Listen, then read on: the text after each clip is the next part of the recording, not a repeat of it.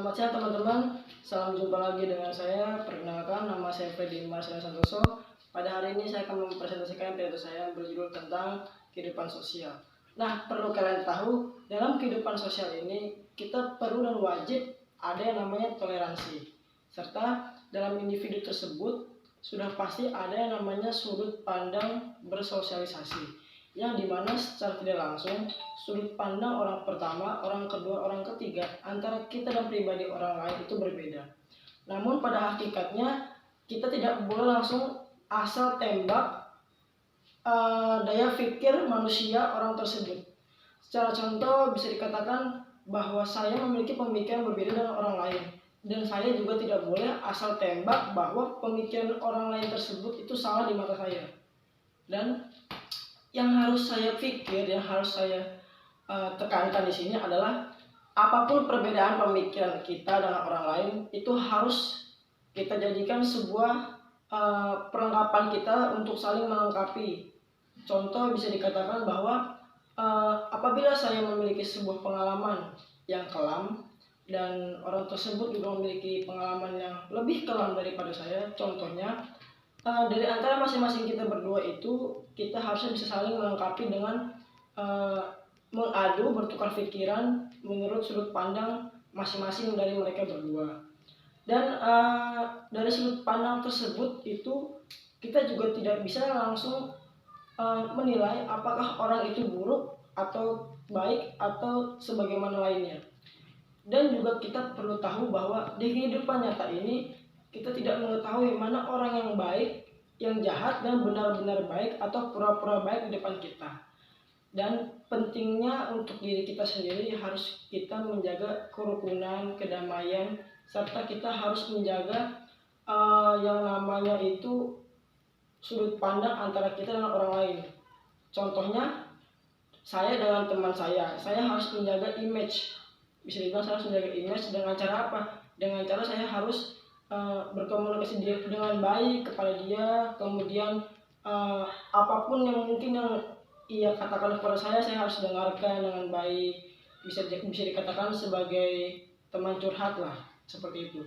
Karena menurut saya sudut pandang secara bersosialisasi itu ditentukan bagaimana cara kita menyikapinya sebagai key player, yang dimana key player itu adalah kunci utama dalam sebuah pembicaraan, dimana ada antara orang satu dan orang yang lain.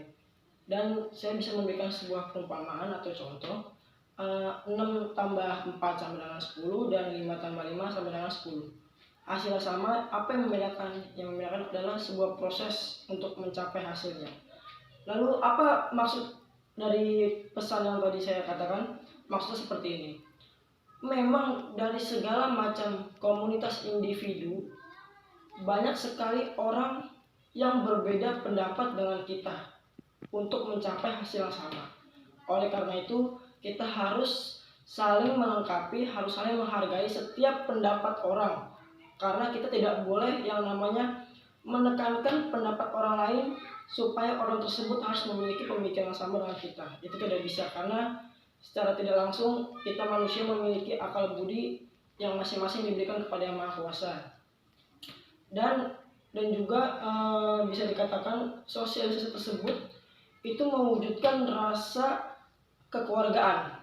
Kenapa saya bisa bilang mewujudkan rasa kekeluargaan?